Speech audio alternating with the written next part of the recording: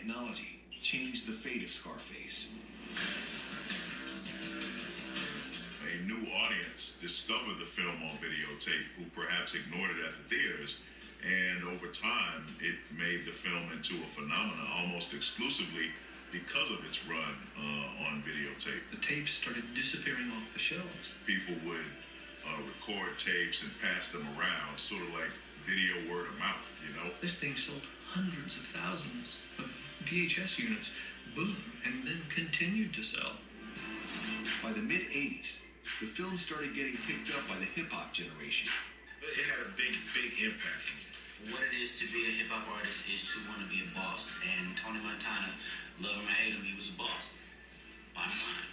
It's a movie about rags to riches, you know? It's a movie about going from nowhere to somewhere. The American dream wasn't intended for us. So we took Tony Montana and made that into our version of the American dream. Hip-hop songs and videos were soon packed with Scarface references. Scarface became this touchstone for gangster culture.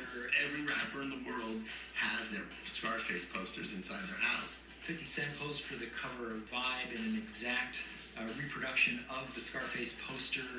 I did a Mariah Carey video, Heartbreaker, and Jay-Z was in the jacuzzi playing, of course, Tony Montana, and Mariah was playing Michelle Pfeiffer's role. Snoop Dogg saying that he'd seen the movie hundreds of times, and P. Diddy saying that, he watches the movie, once a week. It's so common throughout hip-hop that you almost can't be a rapper without at some point having paid proper respects to the altar of Scarface.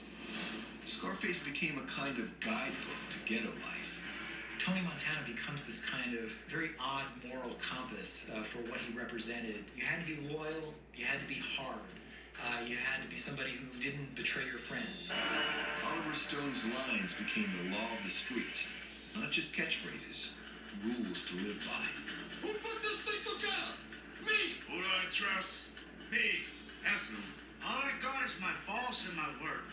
And I don't break them for no one. Do you know what the problem with the film is? I've become a role model for young hoodlums. These guys that come up to us and say, hey man, you guys are my hero.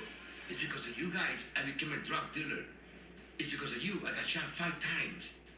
And what was supposed to say, wow, we're proud? The fascination took the filmmakers by surprise. They saw their movie as a cautionary tale of ambition and self-destruction. Now it was seen as a glorification of thug life. Unfortunate as that might be. It always surprised me a little bit and confused me that that entire culture embraced Tony Montana, even though his ending is horrific. Bregman and De Palma, they almost still to this day seem puzzled by that whole kind of street level acceptance of the movie, and they still had no real sense of why hip-hop music, musicians and producers and young black actors really saw this as a real touchstone. In a certain way, it was a movie that baffled its own creators. And it wasn't just street culture. A much wider audience began embracing Tony Montana. And the actors in the film found they were being treated with a brand new respect. I go to Home Depot or to Lowe's or anywhere, and the first thing I ask, did you see the movie Scarface? Yeah. Well, I'm the guy that had the arm shot off.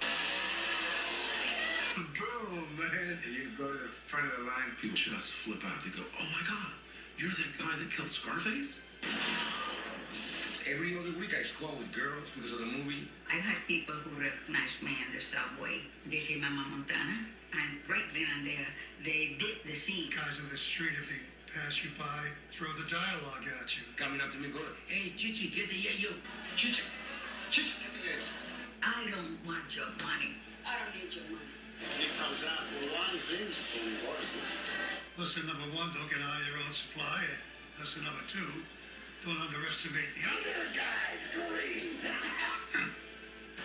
And so it was the audience itself that changed the fate of Scarface. Taking it from being a sort of box office disappointment to making it into a cult classic demonstrates the power of audiences to give meaning to films that perhaps didn't exist in the first place.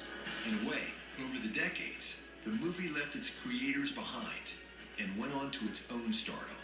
I gotta tell you, nobody had this in mind. You know, and if anyone says they did, they are making it up. Today, Scarface has gone from a film to a cultural touchstone. References to it are everywhere, from South Park to The Sopranos. This is Scarface, final scene. Bazooka's under each arm. Say hello to my little friend. Before Scarface, you saw Mexico with a white suit, he was a waiter. You know, now he's a badass. When I was first talking to the companies who produced Breaking Bad, I told them that what I intended to do was to tell the story of a Mr. Chips who transforms himself into a Scarface. Amazingly enough, even in Iraq, Saddam Hussein was a fan, hiding his money in a company he named the Montana Management Company. DVD releases have been pure gold, selling over 12 million copies to become Universal's top-selling DVD title of all time. Even the critics were eventually won over, as Scarface was placed on AFI's list of top 10 gangster films of all time. When I first saw the movie, I thought that it was the movie Brian set out to make. And I thought he achieved it. I was pleased. Its creators continue to thrive. Al Pacino won a Best Actor Oscar for Sin of a Woman. He remains a superstar of stage and screen. Michelle Pfeiffer has gone on to be nominated for Best Acting Oscars on 3 separate occasions.